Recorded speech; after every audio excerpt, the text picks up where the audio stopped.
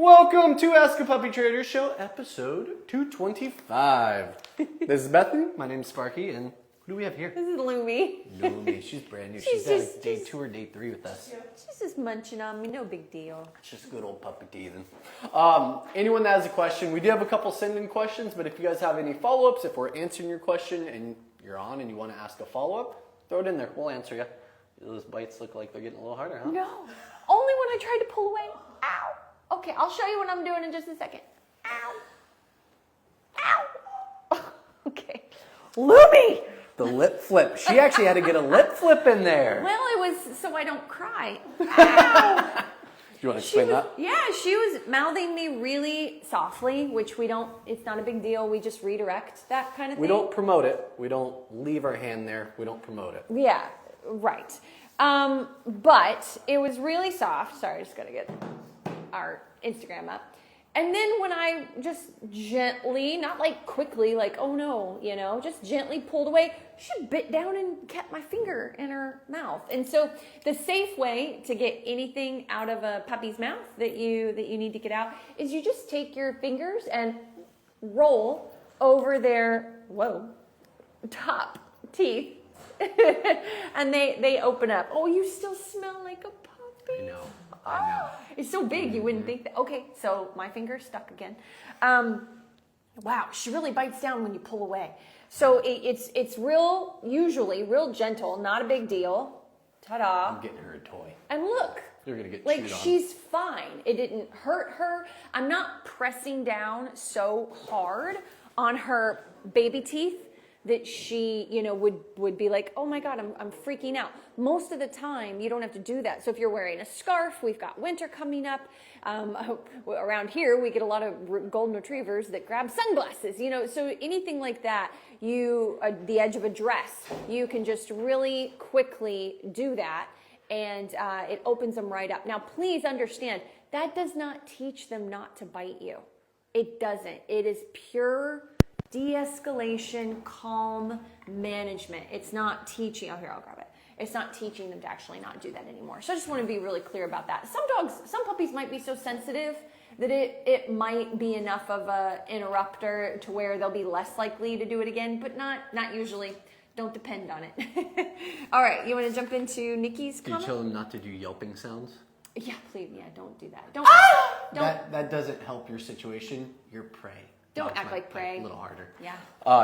It was something that was mentioned on Instagram like 10 years ago, and everyone seems to think if you scream, your dog will stop biting you. What's it old? It's much older than that. You'll surprise them the first couple times, but then you're prey and you're less of a leader after. So just think about that. I was actually attacked by an adolescent German Shepherd because that's what they wanted to do, and they were like, would this work? And it was biting the kids, and I was like, I don't know what. Let's see. I did not expect to be. And when I say Bethany attacked, gets mauled at a lesson. When I say attacked, I actually don't mean that lightly. This was 20 years ago, early in my career. I didn't have a clue. And it literally came at me, all of us sitting at the table. So yeah, don't do it. Don't do it. Especially if you have a German Shepherd. Especially for German Shepherd. Or any hunting dominant production breed. Basically any working breed, which is basically all of them. So there you go. Yeah, you got to remember what Yorkies are bred for. All right. Okay, this is from N Myers. Okay, I don't know. 2.5-month-old Aussiedoodle looking for your top tip for separation anxiety. No issues quite yet, but this is a breed that is known for it and can have some separation anxiety issues. Structure, schedule, and crating. That's the first thing I'll tell everyone. You got to get on a good routine. You got to make sure you're using a crate. Schedule your crate times, schedule your free times. Don't make free time all about affection. Make it about the dog and what they need. Look at your dog. If they're excited, jumping up, they need some exercise, a little bit of training. If they're starting to lay down, but it looks like they can't settle, they need place. They need to have like a designated supervised separation area to learn how to settle in. So if they're high energy, they need something from you. If they're low energy and looking for a place to settle, give them one and help them do it. Keep a leash on them too. Leash is your leverage. So if they're running out of the room while you're training, leash is what prevents that and gets them back to you. There's a lot of stuff. That's not your top tip. Shoot, was I supposed to give one? That's what it said, top tip. Crate training. For me, It's don't cuddle your new puppy the first 72 hours, even on the way home from the breeder where you're holding them in the front seat. I'm glad you took that one. Whoa. I don't want to be mean yet. Don't. She just like tried to be She's gone. going for Dakota. Hey. Dakota's staring her down. She's like, oh my God, there's other dogs in here. Hey, look at the thing. Yeah. Oh, stress young. Yeah, but it ended with redirection. Yep. She don't care anymore. She might be done. She's just staring at Dakota. Yeah. Dakota, But anyway, look away. But anyway, that really does you in when you just snuggle the first few hours on the way home, and then you get home and let them potty, and then let them walk around, and then sit down on the ground and do more snuggling, and that's really sets you up to fail. Sorry, I didn't say don't like pet your dog. I'm just You have to have balance. You have to have balance. Don't do what I'm doing. Don't do it for the first few days. Get to know your dog. Introduce your environment with calmness, leadership through the nose rather than through the We have a video in our online school that I haven't seen that many people do, and I've been doing this for a long time. Bethany made a video where she basically shows like up and down, in and out, to where she shows you how to like condition your dog to be a bit more confident around obstacles. over, under, through, Oh, thank you. up, down, in and out. I was like, I might be close. I don't know. That's in our online school though, so if you do have a new puppy, that might be something worth checking out for you guys. A lot of different videos on all the different things you'd experience, and we have a pretty vast library. So if that is something that interests you, it's in the first 2 videos of our main course of our online school. This Oh, is you're interesting. getting done. She's, what was I trying to say? I was trying to say something. If I was like a normal owner, I might still be like, oh, what's wrong? And just like let her be in the floor and then try to snuggle her more later. Here's the thing. She's getting legitimately stressed. She's a large breed dog stuck on my lap, and she's starting to get legitimately stressed. What are you doing? That's a beautiful collar. Oh, I it didn't take really- off. I just oh, see it where it's really from. It's is. from a Texas company. It really is pretty. Was it Lucky Dog? Okay, okay. Anyway. Lucky Dog. So it's really important that I don't just stress out my dog, my puppy, by cuddling it on the couch or on the floor, and then it wants down, so I just let it down and let it go. What do you think a stressed out puppy is going to do? Go and get into trouble. So yeah, she's getting legitimately stressed. So Dusty, seriously. So we're getting a stress pant. She's processing less of it each time, and she's settling for less time each time Bethany stops. So I'm going to hand her over, and then I'll explain what to do. Good We good might luck need to do with a pass this off. one. Yeah, we need to gotta do a pass off. Gigantic Bernie puppy.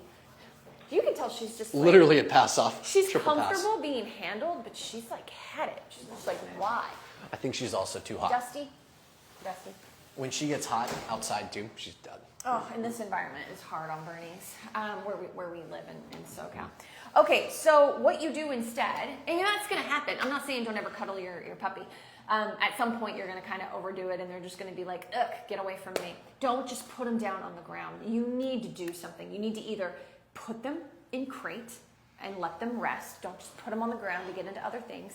Or you pull out your bait bag and your treat pouch or a toy, and you do a session with them. Don't just represent, I love you, That's and what they now I'm need. gonna let you go, and then let you get into things, and then yell no at you all day, and just give you a treat for give you a treat for sitting once a day. No.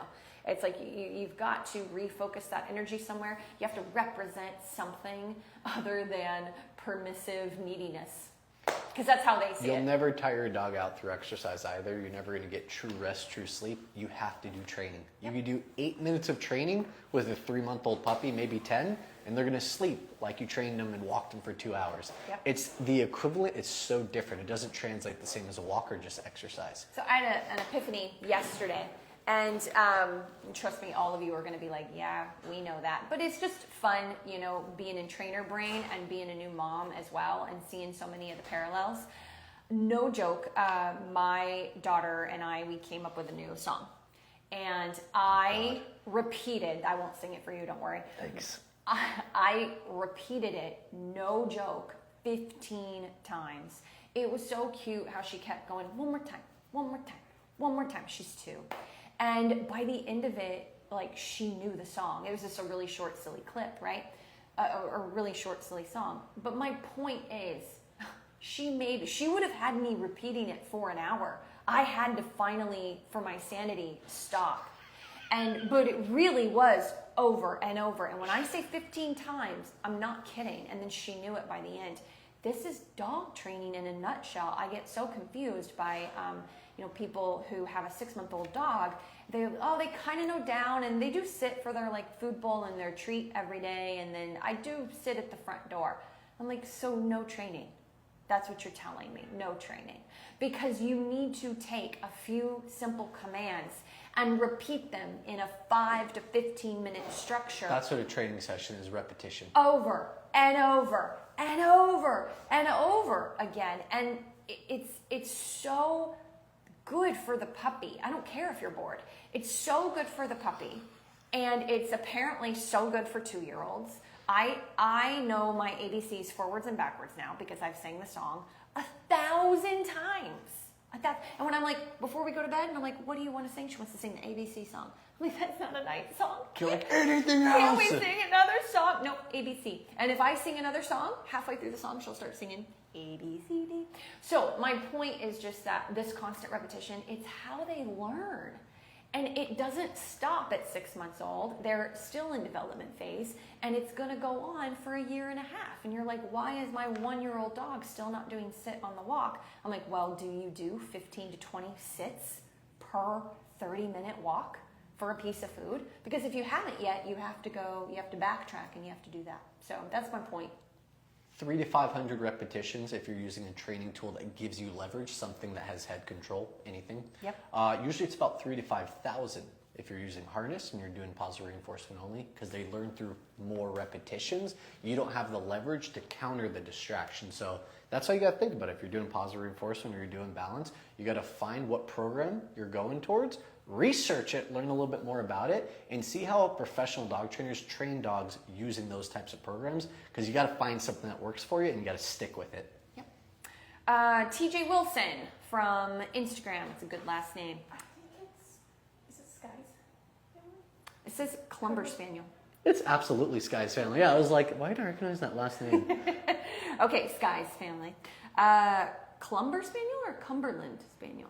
See, you kept saying that other word, but they always call it that. Oh, I have to look it up. Okay. But he looks like a Cumberland. Maybe I'm wrong. Honestly, it could be a very similar breed style. I don't know. All right, or I made up a breed. It's like American Shepherd, Australian Shepherd. Or I literally made up a breed. That's possible. You've done that too.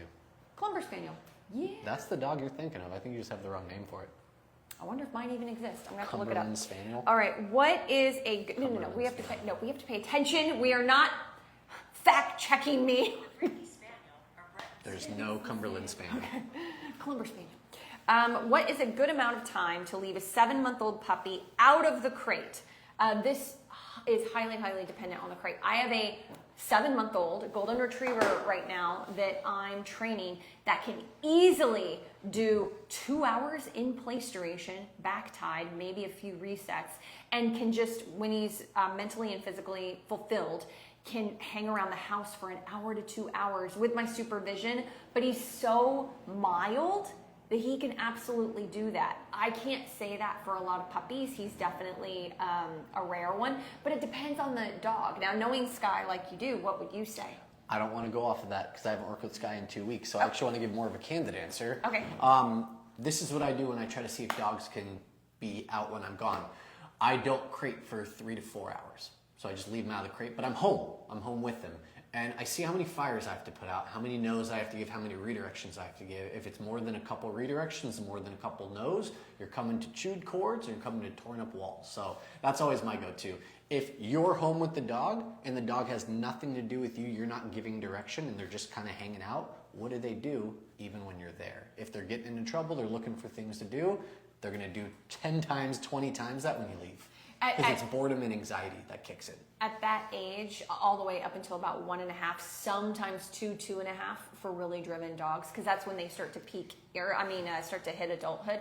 It's the same with kids. It's really about preventing bad behavior from starting. So that's why you got the puppy proofing and all that. And a lot of people think that puppy proofing is over. They've got some maturity. They should be able to do this.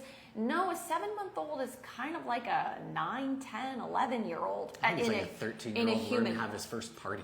That's like a 13-year-old little boy trying to throw a surprise party while you're out of town. It depends on the development level. But anyway, if I'm thinking like almost a teenager or, really, like you said, in that range, you're still in setting your teenager, your preteen up for success. You know, you're still in that zone. So that's how I want you to look at it. I don't want you to look at it as like, what should a 7-month-old be able to do? It's more like for the temperament of your dog, where you live, how you live with your dog. All of those things really factor in. I would be looking for like being able to do 2 hours of place duration while you're home after the dog's had an hour of exercise training and like you've done all the enrichment, all the stimulation. Can you do a couple hours of place duration? Because that's virtually what your dog's going to do when you leave. I got to tell one story. I had a German Shepherd client, over a decade ago when I first started dog training, and it was a dog that I worked with, but I hadn't really trained. It was a buddy's dog, and he asked me to go check on his dog after I got off work at 7 p.m. and I did, and I walked up to the house and the dog was in the yard. The dog had walked through the house, locked himself in a bathroom, got anxious, just felt trapped, kind of secluded. Not used to it. Dug up the floorboards, dug through the foundation, got under the house, I think it was $18,000 or $20,000 worth of damage, got under the house and just popped out the little crawl space and just waited in the front yard sitting as I arrived, happy as pie. This is what happens when people aren't home. That one's a little less common. That's like German Shepherd, Malinois specific, but drywall and doors. That's the go-to of every lab that I've ever known. So Spaniels, they are determined dogs. They are motivated dogs. If he feels the need to escape, that's probably what you're going to get. Yeah. I have one more, since you're in story time. And You want to tell one too? We're not supposed to do Mine them was anymore. actually fast. Okay.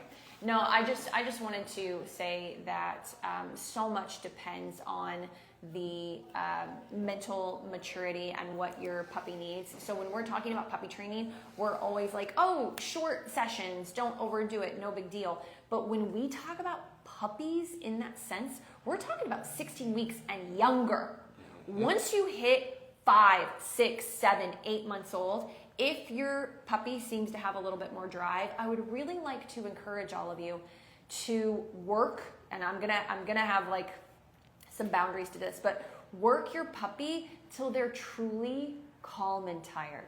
What I see happening a lot in our culture is that people are trying to do the right thing by their adolescent dogs and their older dogs. And they've got, no, that's not where I'm going with this. That would actually be fine for 3 days. Like if they didn't do anything else for 3 days, that would be fine. But anyway, can you just go. nit? So I won't nitpick. Is they're doing 20 minutes in the morning before the kids go to school. Then the kids go to school, they try to get another 15 minutes in because Bethany said we've got to do this, this, and this.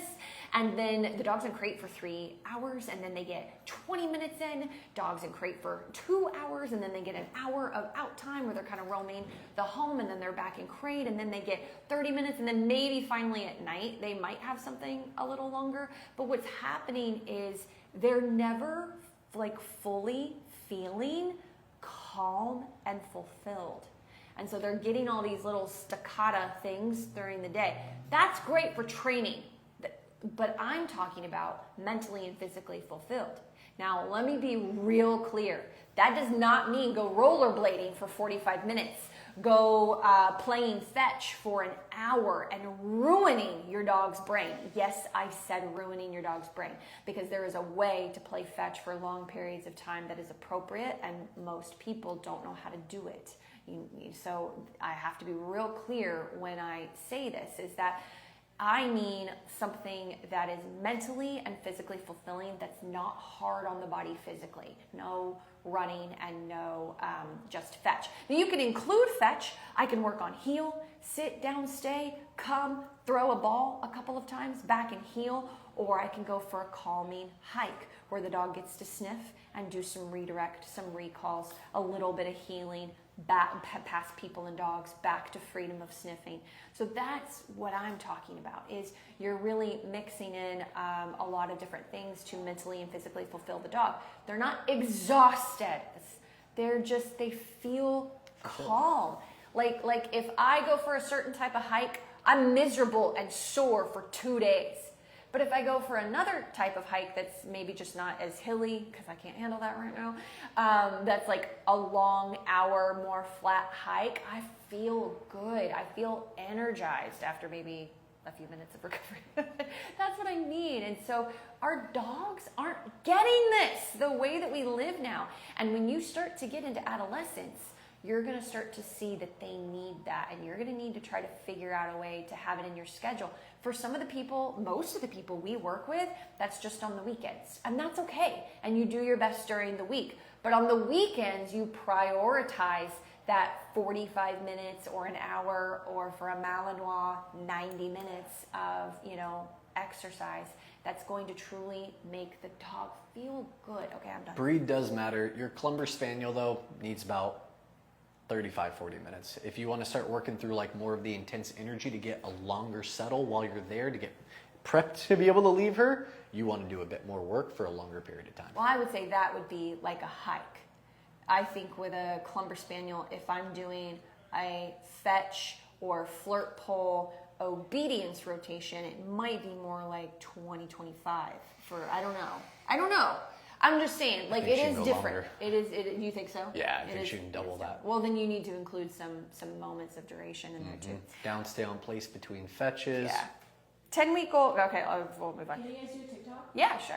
First time watching you, I'm getting a new puppy in a couple weeks. Where do I start, LOL? Our online school for one. That's obviously it, but you need a schedule. Yeah, you need a plan. Got to create schedule. You need to have a plan. You need to set your home up for success. You got to have boundaries up. Got to create, get everything. Yeah, but Go your the whole 9 schedule yards. isn't just for the potty training. It's also for building leadership, giving your dog, like nap time. Puppies need significant amounts of napping, just like babies. But yeah, check out our online school. It's on thepuppyacademy.com. You need a balance though. Work, play, train, exist without affection. During that existing part. Without prioritizing affection, yeah. You can Accident. give affection to your puppy. You just Yeah. don't prioritize affection over everything else. Especially the first 3 days. We went over this like in the first question. 3 weeks. So I would re-listen to this. Okay. I have a 10-week-old Pomeranian that has food aggression. I'm hand feeding her kibble. Ouch. What else should I be doing? So I'm really sorry. That was tough. But hand feeding is not going to fix the food aggression. It could help mitigate it and not make it any worse. Desensitizes it. Yeah, which honestly for 10-week-olds, that is a big part of our advice is just we're not going to address this in a way that I would a 2-year-old, or even an adolescent dog. And so what are ways that we can prevent our puppy from feeling like they need to guard? It might be getting rid of the food bowl. For me, my big thing is I would hand feed. I would have the puppy work for most of their food, even if I only got 5 minutes and I'm doing handfuls. The other thing I would do is I need an out or a drop it or leave it, like whatever you want to say, that's really, really solid, but it's a 10-week-old puppy, right? So I'm going to maybe give the puppy something that they like I might sprinkle some kibble. And then they know I have, treats, and I'm gonna go out and drop, a treat. And then they go and they get the treat, and then I'm gonna toss kibble. They go back to eating kibble, or they're eating kibble, and I'm gonna go out and I'm gonna put them on like a dog bed or something, and I'm gonna toss the treat off the dog bed. And so they start to associate like leaving something behind for something better. There's just so many things that you can do to lessen the intensity of it. Another thing I would do is if I'm going to do a bone, I would never ever give the dog the bone, even a Kong. If you're going to do a Kong, I'm going to hold it, let my puppy have it, for a few seconds or maybe 30 seconds. And then I'm just going to go out and lift it up. That's important. Don't pull away, lift up, and then I'm going to redirect with a piece of food. The up so you don't get a lunge towards your hand. Yeah. The up so it moves it out of their range. Yeah, because this creates drive. Honestly, I'll tell you what, you really need to dig in harder and do your other training as well. That's going to greatly help your relationship overall. So when it does come time to address this more directly, you're going to be ready. The relationship's going to be intact. You've done your desensitizing. You've done, that stuff. I would check out our online school. Just like we kind of told her, you're right. That puppy is just at the perfect age to be in a program. Yesterday. You need good boundaries. Yeah, you need good boundaries and structure, simply in the sense that if you have multiple dogs and the dogs are in the kitchen begging, like you got to have good boundaries, no dogs in the kitchen when food's being prepped. That's where the out that she mentioned comes in, being able to place them. If you have multiple dogs, they should be getting fed separately and create different rooms. Like really de-escalate the intensity. If you feed your dog and you stand over them, hovering while they're eating, because you want to make sure they're not growling. You've pet them before to make sure they're not growling. You're starting the growling. You're causing it. So or it might de-escalate. or it might work only with you, because I do have families do that from a young age, but that's to prevent issues. You already have them, so your dog is potentially going to see it as a confrontation, and they might even back away from the confrontation because they're 10 weeks old, but they will remember that, and they'll come back at 10 months old. Oh, so you get adolescence eventually. Yeah, and have a different attitude, maybe not towards you, but towards your niece or something like that. Like this TikTok one, Yeah. to add clarity. It says 5-month-old lab mix, doing board and train next month. Trainer said to use a harness before him. Hate it. He's telling you to use a harness so he gets all the leverage. So it's actually super standard. I would have told you the same thing too. We need to make sure. Like you need to make sure. So the question is, in case you couldn't hear her, 5-month-old is about to do a board and train, and they were advised to do a harness for now until the board and train, and this person hates it.